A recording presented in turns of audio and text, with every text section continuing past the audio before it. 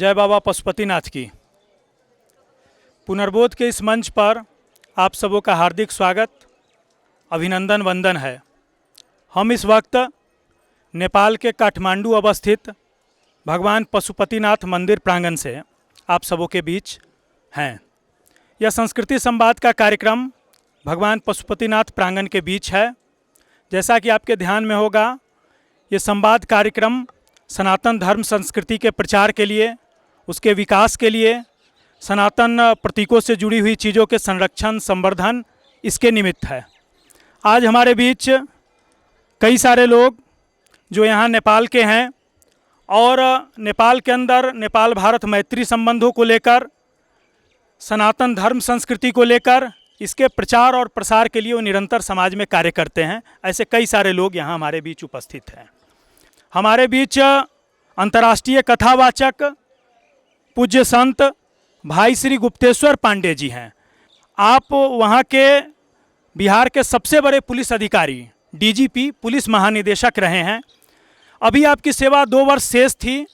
आपने 2 वर्ष सेवा रहते हुए, उससे पहले आपने सेवा का त्याग करते हुए और आज घूम करके पूरे विश्व के अंदर सनातन धर्म संस्कृति के प्रचार के लिए निरंतर यात्राएं करते रहते हैं, प्रवचन करते रहते हैं, संगोष्ठी, चर्चा, कथा के माध्यम से सनातन धर्म संस्कृति के जागरण का कार्य कर रहे हैं। ठीक उनके बगल में हमारे साथ राजकुमार सिंधी जी हैं, आप सबों के बीच के हैं और नेपाल भारत मैत्री संघ के निवर्तमान अध्यक्ष हैं।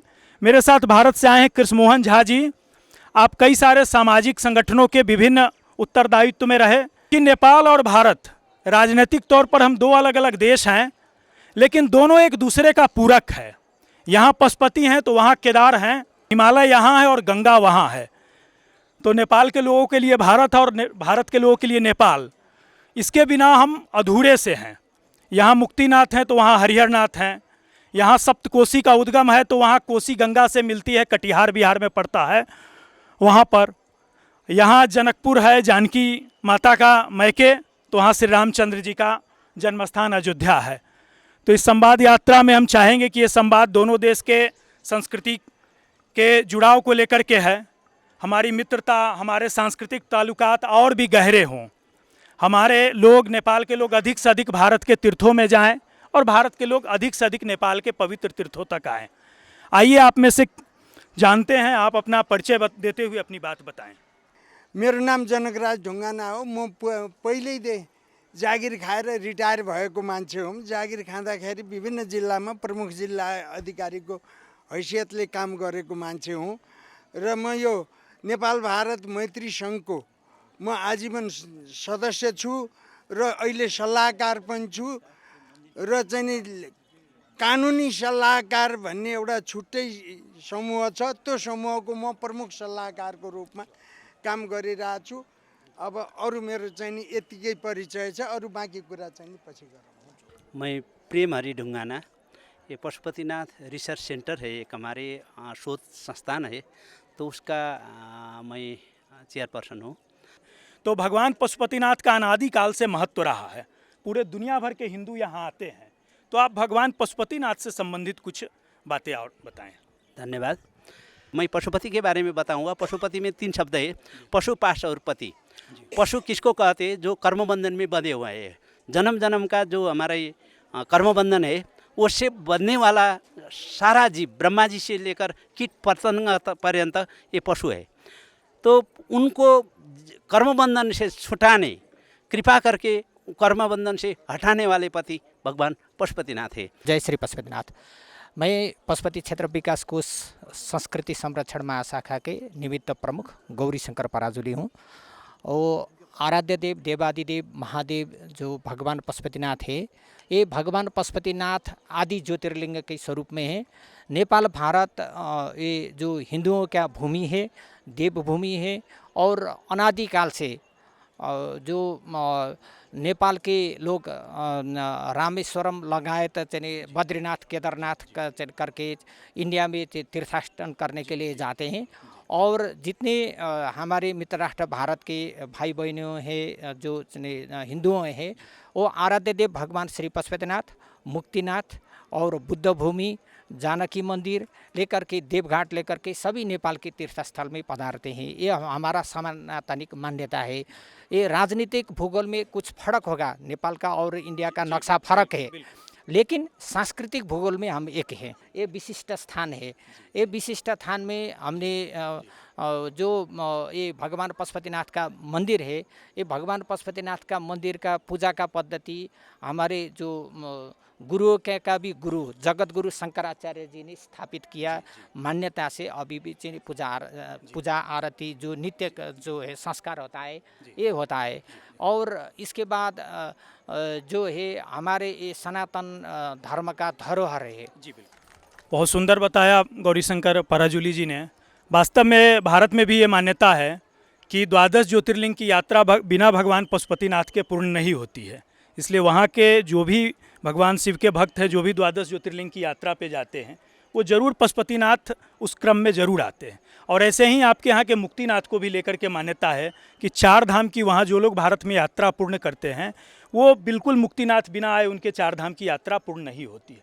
तो वास्तव में हमारे आपके पूर्वजों ने, ऋषियों ने ही हमको आपस में इस कदर जोड़ रखा है कि यत्र नारीस्तु पूज्यन्ते रमन्ते तत्र देवता। तो जहाँ नारी का सम्मान, नारी का स्थान, नारी का पूजा, वहाँ स्वयं देवता भी वास करते। म सीता बस्याल, मेरो जिल्ला नवलपरासी र अहिले हाल यहाँ काठमाडौँ धुम्मराई बस्दै आएको छु र नेपाल सनातन धर्म संस्कृति सङ्गठनको म केन्द्रीय कोषाध्यक्ष पनि रहेर काम गरिरहेको छु। म एउटा महिला भएर पनि म गृहिणी पनि हुँ र म राजनीति क्षेत्रमा पनि छु र हाम्रा धर्म संस्कारहरूलाई चाहिँ कसरी जोगाउनु पर्छ र एउटा छिमेकीदेखि लिएर हाम्रो उसँग कसरी हाम्रा चाहिँ मान्यताहरू छन्, कसरी सहकार्य भन्ने विषयलाई मैले अध्ययन गरिरहेको छु 2070 सालदेखि नै। र त्यसमा मैले के भन्न चाहेँ भने हामी आफ्नो धर्म संस्कार र संस्कृतिलाई जगेर्ना गर्नका लागि एउटा महिला भनेको प्रमुख भूमिका हुनसक्छ। किनभने जो सन्तानलाई उसले भाषा संस्कृति सिकाउने पहिलो चाहिँ गुरु आमा हुन्छन्। आपने बहुत ही अच्छा कहा। गृहिणी भी हैं, राजनीति में सक्रियता है और राजनीतिक सक्रियता के साथ साथ यहाँ धर्म जागरण को लेकर, संस्कृति जागरण को लेकर के उस पर चिंतन भी कर रहे हैं और उस दिशा में प्रयास भी कर रहे हैं। मेरा नाम गीता भट्टराई, पहिला सा कोइराला था, तब बाद में शादी वकर भट्टराई है। सबैलाई यही सम्बन्ध गर्दै हामी हिन्दू भएको हुनाले भन्न चाहन्छु। ल प्रणाम गर्दै म खाली यति गर्न मलाई हतार भएको हुनाले ल प्रणाम, सबैलाई यहाँलाई स्वागत गर्दछु। धन्यवाद। वास्तव में ये जो नेपाल और भारत की भूमि है, यहाँ का कंकर कंकर शंकर है और हर नदिया जल गंगा जल है। मेरो नाम परशुराम भट्टराई, म रुरु क्षेत्र रिडी नेपालको 4 धाम मध्येको एक मुक्तिनाथ धाम, रुरु क्षेत्र धाम, पशुपति क्षेत्र धाम, चतरा धाम, यी 4 मध्ये एक पवित्र रुरु क्षेत्र धाम कृष्णा गण्डकी शालिग्राम क्षेत्र, जहाँ संसारमा नेपालमा त्यही रुरु क्षेत्रमा शालिग्राम प्राप्त हुन्छ। त्यो ठाउँ भगवान ऋषिकेश रुरु क्षेत्रको अध्यक्ष परशुराम भट्टराई हुँ। म प्रणाम, स्वामी जी को प्रणाम गर्छु। परशुराम जी का कहना है कि रुरु क्षेत्र में भी कई सारे पवित्र तीर्थ स्थान हैं और स्वामी जी का भी रुरु क्षेत्र में अगली बार आगमन हो और भारत से भी तीर्थयात्री आएँ और नेपाल भारत के तीर्थयात्री जो हैं वो दोनों देश के जो पवित्र तीर्थ स्थान है उसका दर्शन को जाएं, ऐसा इनका कहना है। म देवी सुवेदी, म काठमाडौँमा बस्छु र नेपाल भारत मैत्री सङ्घ काठमाडौँ जिल्ला शाखाको अध्यक्ष छु र नेपाल भारत मैत्री सङ्घ केन्द्रको केन्द्रीय सदस्य पनि छु। हामीसँग धेरै कुराको सम्बन्ध छ। भारत र नेपालको धेरै ठुलो सम्बन्ध छ। त्यसमा चाहिँ धार्मिक र सांस्कृतिक रूपमा त यति धेरै सम्बन्ध छ कि यहाँनिर एउटा भगवानको दर्शन गऱ्यौँ भने हामीले उता गएर पनि दर्शन नगरिकन त सफल हुँदैन भन्ने मान्यता छ। र उहाँ एउटा भगवानको हामीले दर्शन गऱ्यौँ भने नेपालमा गएर र दर्शन नगरिकन चाहिँ हामी सफल हुँदैन। हामी रिङ्दै घुम्दै हामी दुवै देशमा घुम्नुपर्ने हुन्छ। त्यसले गर्दाखेरि हाम्रो सम्बन्ध एकदम नजिक छ, राम्रो छ।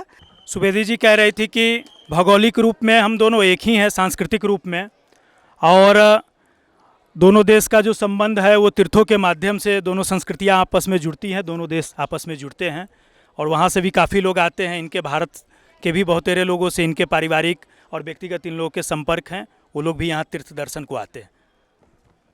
हमारे बीच एक और प्रतिनिधि हैं जो भगवान पशुपतिनाथ के ऊपर जिनका शोध है, रिसर्च है। आइए उनसे जानते हैं यहाँ से संबंधित विषय को। मैं वरुण खतिवड़ा अभी पशुपतिनाथ के विषय में थोड़ा सा रिसर्च कर रहा हूँ और संस्कृति का विद्यार्थी हूँ मैं। उत्तम कुल, उत्तम ज्ञान एवं उत्तम गुण के भी अभाव में जो मनुष्य पाप कर्म में तल्लीन रहते हैं, जो एक बार उनके शरण में जाएंगे, पशुपतिनाथ के शरण में जाएंगे, वो भगवान पशुपतिनाथ सुख प्रदान करेंगे, ऐसा बोलकर दाशरथी राम अर्थात दशरथ का पुत्र जो राम है, उन्होंने पशुपतिनाथ का वंदना किया है। मल्ल लोगों ने भी बहुत से सोने चांदी जैसे त्रिशूल, सोने का छतरी, अभी का जो मंदिर है वो भी शिव सिंह देव मल्ल बोलकर एक राजा था, उनके पत्नी गंगा रानी मल्ल, गंगा मल्ल जो रानी थी, उन्होंने ये 2 मंजिला वाला मंदिर बनाए। इसका भी प्रमाण है, इतिहास है, इंस्क्रिप्शन है। फाइनली उसके बाद शाह डायनेस्टी शुरू हुआ। शाह लोगों ने भी पंचामृत पूजा का नियमित किया, बहुत से कीर्ति रखे, चांदी सोने का दरवाज़ा रखा, बड़ा वाला नंदी रखे।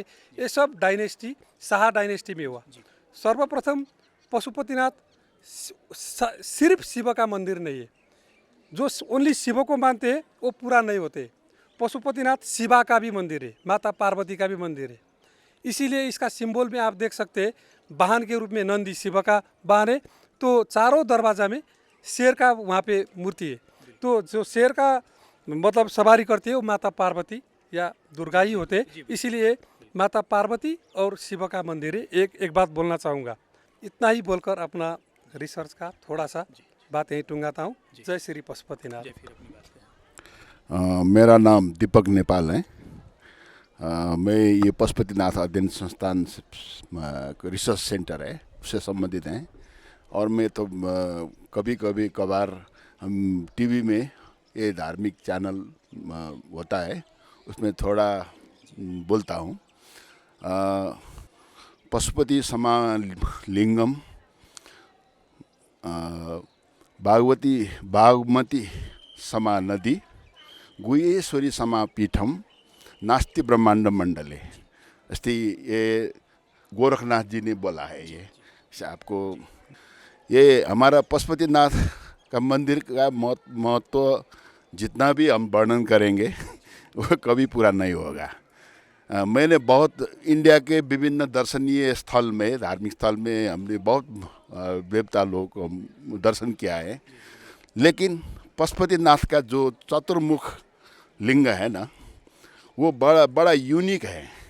संसार में कहीं भी नहीं ऐसा नहीं मिलता है। वास्तव में पशुपतिनाथ का मुख 4 मुख मात्र नहीं है, उसका ऊपर भी जो निराकार है वो भी है, एक गर्भस्थ मुख भी है जिसको कालाग्नि रुद्र कहते हैं। अब ये ऐसा है कि अभी पशुपति रिसर्च विकास के कोष के सर ने भी बोला ना, पारसमणि के ये मतलब होता है कि लोहा छूने से भी वो सुन बनता है। हमारे अंदर जितना भी पाप है ना, क्लेश हैं, पशुपतिनाथ के मंदिर के आगे आने से ही भस्म होता है। डॉक्टर माला खरेल जी। धर्म जो है उसमें माताओं की, महिलाओं की बड़ी भूमिका रहती है और आज भी कब कौन सा उत्सव आएगा, त्यौहार आएगा, पर्व आएगा, हम सब जानते हैं। भगवान को भी अवतार लेना होता है तो किसी देवी के गर्भ से ही वो आते हैं। तो जब जब धर्म की भी हानि गिलानी होती है तो भगवान आते हैं और ये तो ऐसी भूमि है जहाँ स्वयं भगवान पशुपतिनाथ विराजमान है। गुरु गोरखनाथ का भी इस भूमि से बहुत जुड़ाव और लगाव रहा है। और यही नहीं, मेरी जो जानकारी कहती है कि इस काठमांडू में भगवान कृष्ण का भी आना हुआ है। तो इतनी पवित्र भूमि है, ऋषियों की तप भूमि है, जहाँ अनादिकाल से सनातन धर्म चला आ रहा है। अभी हम स्वामी जी लोग गए थे पोखरा की तरफ और यहाँ भी आने में जहाँ तहाँ देख रहे हैं कि जगह जगह ईसाई चर्चेज भी इन दिनों खड़े हो रहे हैं। और जो ऋषियों के, मनीषियों के जो संतान है, संतति हैं, उनकी आने वाली पीढ़ियाँ जो है वो भगवान पशुपतिनाथ के जगह वो वेटिकन और रोम का रुख करेंगी। तो ये धर्म बचेगा तभी जब हमारे लोग जगेंगे और खासकर माता बहनों को आगे आना होगा।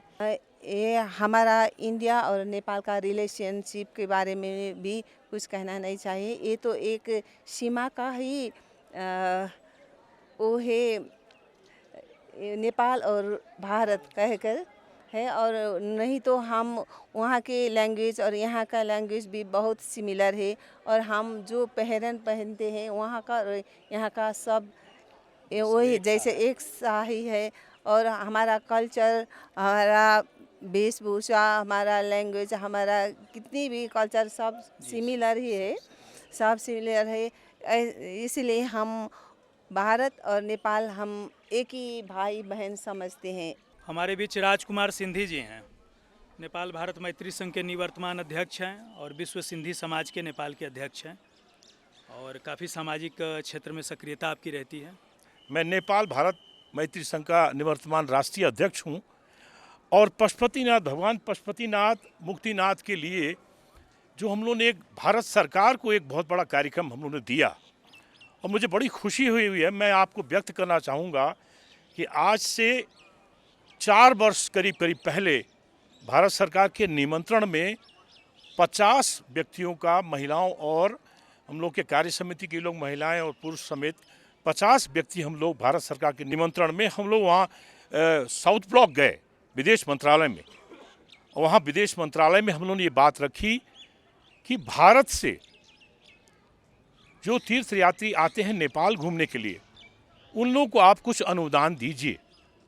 वो अनुदान उनको प्राप्त होगा तो हमारे यहाँ वो आकर के भ्रमण करेंगे। हमारे जो भगवान पशुपतिनाथ, मुक्तिनाथ, स्वर्गद्वारी, जनकपुर धाम और लुम्बिनी क्षेत्र, इन और अन्य क्षेत्रों में जो वो आएंगे, उससे यहाँ आने पर वो जो आप अनुदान देंगे वो अनुदान यहाँ पर उनके रहने खाने में, यातायात में, उपहार खरीदने में खर्च होगा।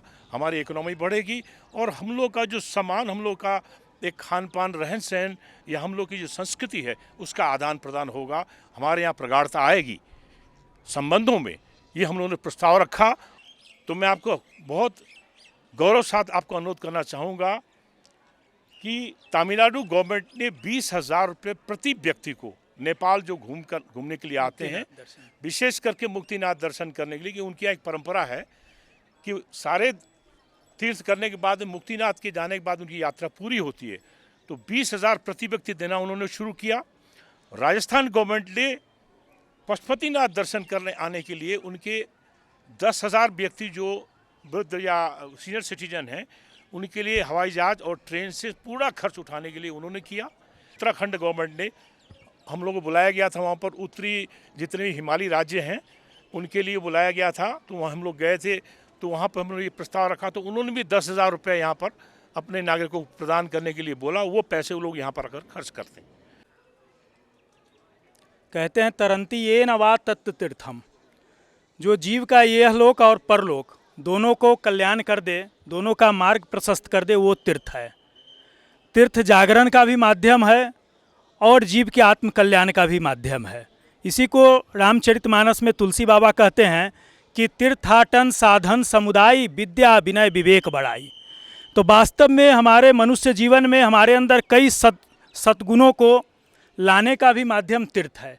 इससे हमारी समझ बढ़ती है, बूझ बढ़ती है, हमारा दृष्टि भी व्यापक होता है। पूज्य महाराज जी अभी नेपाल के तीर्थों की यात्रा पर थे। आइए महाराज जी का मंतव्य इस संस्कृति संवाद के इस कार्यक्रम में जानते हैं। आप सबों को मेरा बहुत बहुत प्रणाम।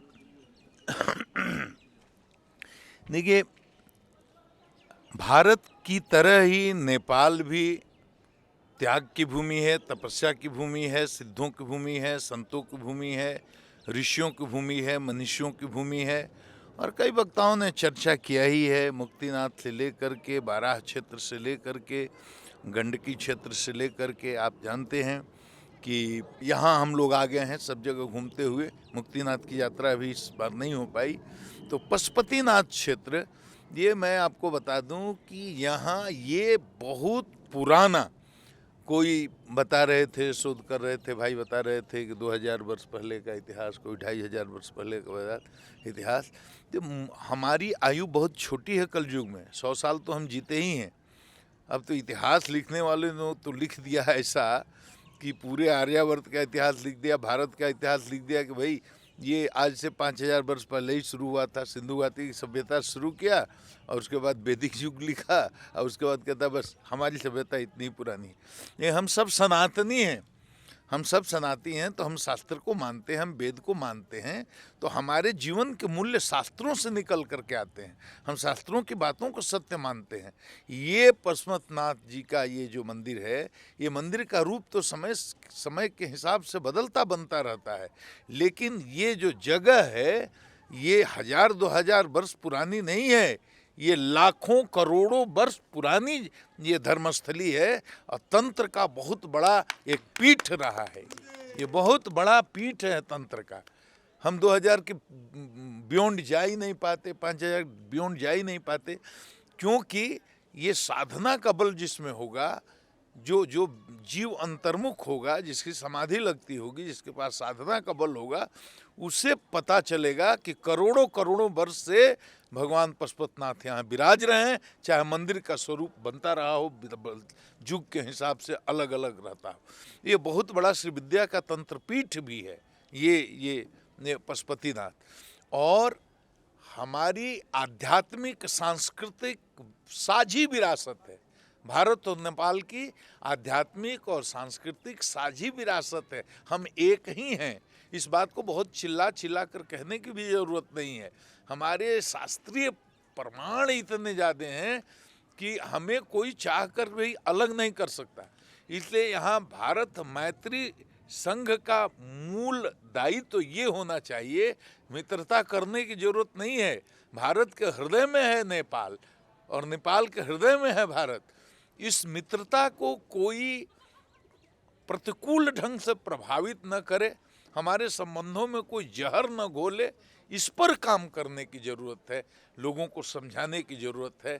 ये राजनीतिक कारणों से वातावरण को दूषित करने के लिए कई तरह के लोग इसमें लग जाते हैं, अपने तात्कालिक फ़ायदे के लिए संबंध को बिगाड़ने की कोशिश करते रहते हैं। लेकिन जब हम आध्यात्मिक और सांस्कृतिक रूप से एक दूसरे से जुड़े रहेंगे तो कोई भी ताकत हमको अलग नहीं कर सकती। हम एक हैं और एक ही रहेंगे। बस आप सबों को प्रणाम। इसी के साथ पशुपतिनाथ मंदिर प्रांगण में चल रहा इस संस्कृति संवाद कार्यक्रम को समाप्त करते हैं। जय पशुपतिनाथ।